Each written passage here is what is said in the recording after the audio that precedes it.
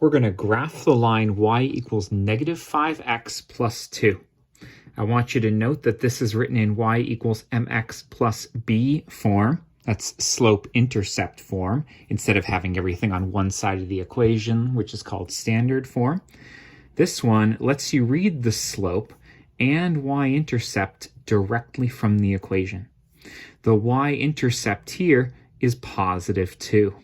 What that means is that your line is going to start, although it does go both to the left and right of it, at positive 2 on the y-axis. The y-axis is the straight up and down axis. Find positive 2, that's 2 units above where the x-axis hits it. And there's the first point of your line. Now, slope tells you how far up and down and left and right you will go from point to point when you're drawing it.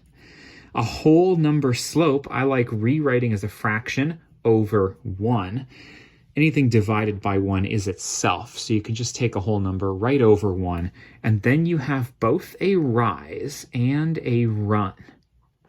Now, a rise of negative 5 to me means that we're going to go down 5 units, and a run of 1 means we're going to go to the right by 1 unit. So from this first point, I want you to go down 5 and right 1. I'm going to count with you 1, 2, 3, 4, 5 down and right 1. And then from that point, we're going to do the same thing. Down 1, 2, 3, 4, 5 and right 1.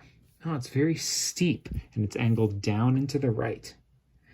Now I might be able to backtrack and do the opposite. That would be up 5, left 1. Let's see, 1, 2, 3, 4, 5 and left. Well, it's almost off of my grid, but I'm going to put it there anyways.